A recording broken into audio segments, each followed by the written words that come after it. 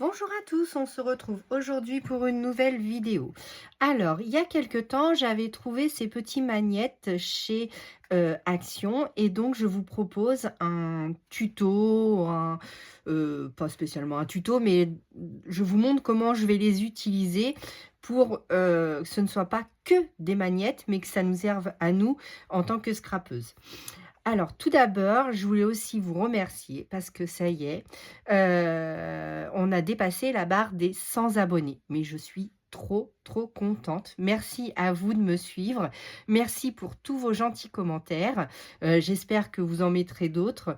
Et donc, je ferai une vidéo spéciale 100 abonnés.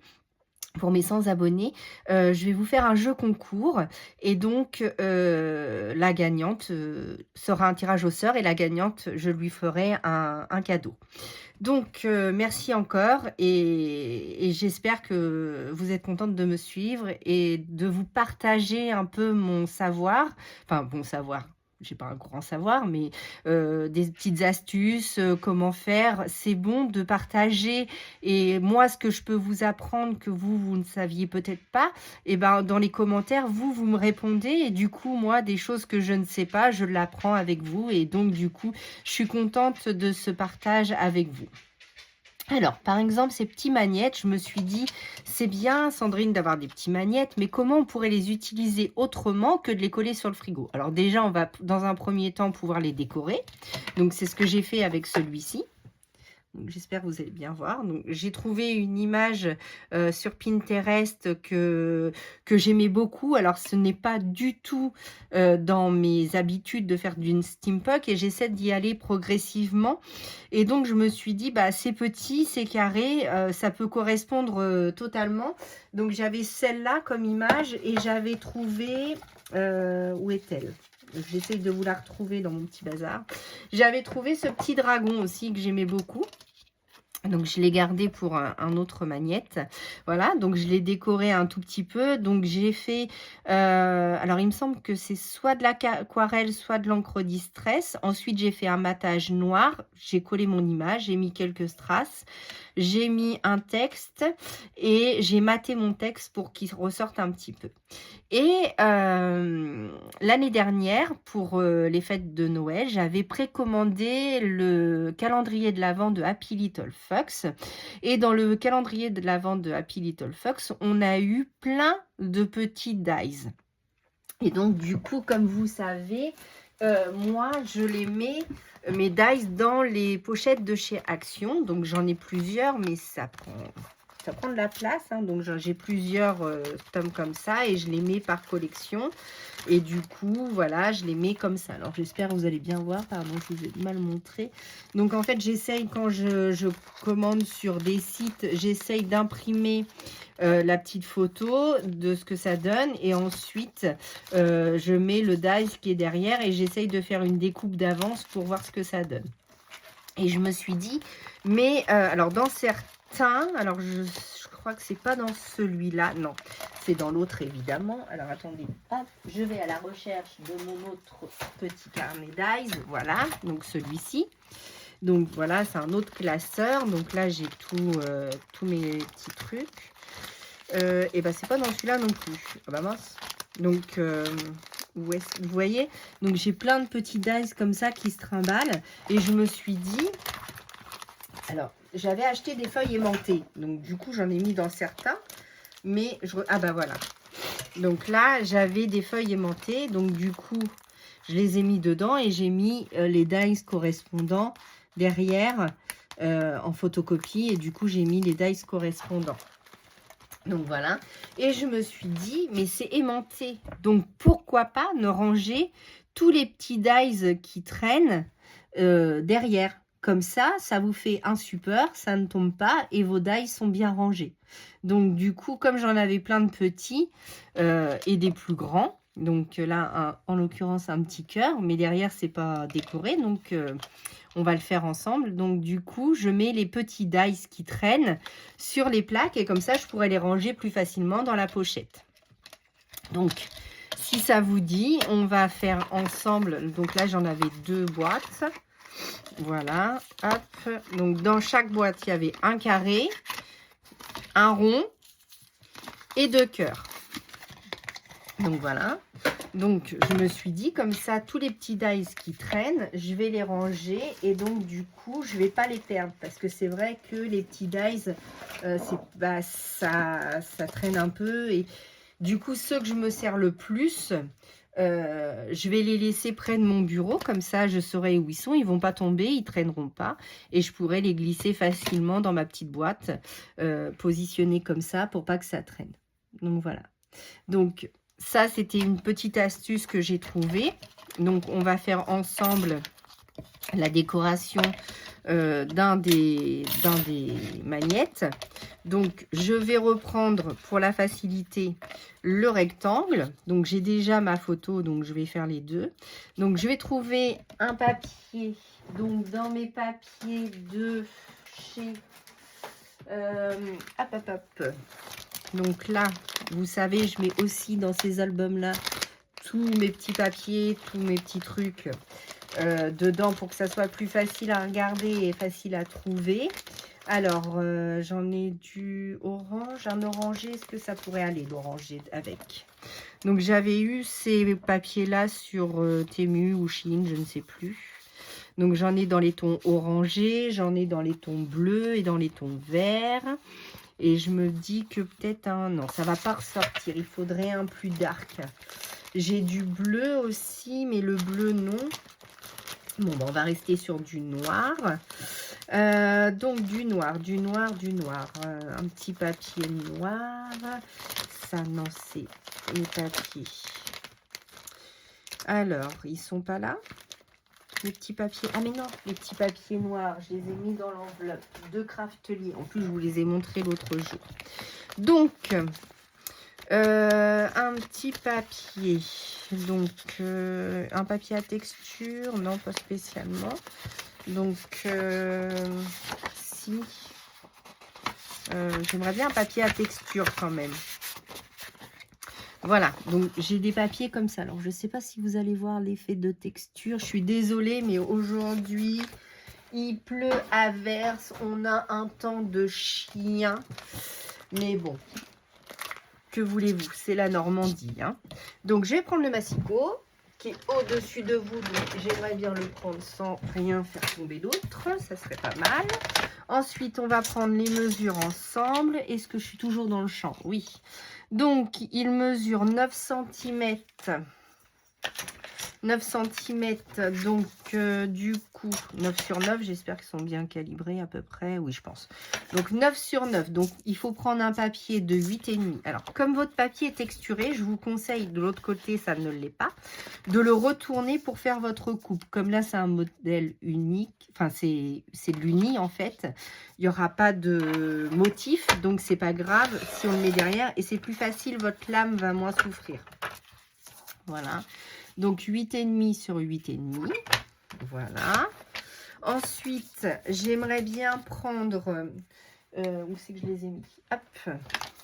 Donc là, j'ai ma petite base de papier. Je vais pousser mon massicot.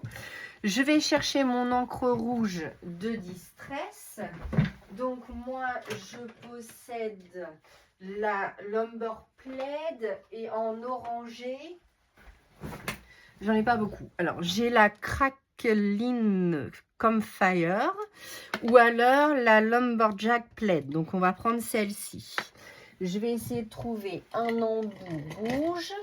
Donc, moi, j'ai des petites brossettes. J'en ai plein, hein, je vous l'avais déjà dit. Je préfère ça que les embouts doigts. Et par contre, j'ai les embouts comme ça de chez Action que je mets juste pour faire mes nuanciers. Alors, je vais vous montrer mes nuanciers que j'avais fait. Alors, où est-il? Il est ici. Donc, j'avais fait un nuancier comme ça. Je crois que je vous l'avais montré avec les petits... vous savez, chez Action, pendant un moment, ils vendaient ces petites choses-là. Donc, les petits tags comme ça. Voilà, et donc moi j'ai pris les blancs et avec les blancs je me suis fait un nuancier pour mes Distress, sans compter mon nuancier que j'ai en plus dans mes classeurs, que je dois refaire d'ailleurs. Donc voilà, donc j'ai les petites étiquettes de chez comment ça s'appelle? Ranger.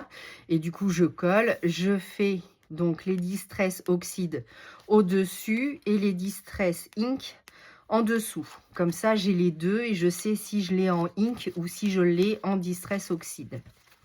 Voilà.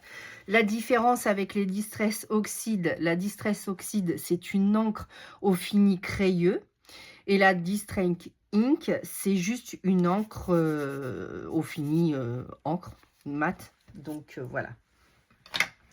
Donc on va prendre donc la Distress. Comme j'ai fait 8,5 sur 8,5 pour faire un matage, mais que je ne veux pas laisser le beurre blanc, tout le beurre, je vais l'ancrer comme ceci. Ça sert à rien de faire toute la plaque, étant donné qu'on va mettre un papier par-dessus et qu'on n'a qu'une différence de 0,5. Donc là, j'enduis ma Distress sur 0,5 pour ne pas avoir de démarcation, sans tout mettre, sans tout faire la plaque. Ça sert à rien d'user de l'encre pour rien. Donc, on va à l'économie quand même. Donc, voilà. Donc, ceci, je le garde pour après parce que je vais aussi faire les bords de ma carte un petit peu en matage.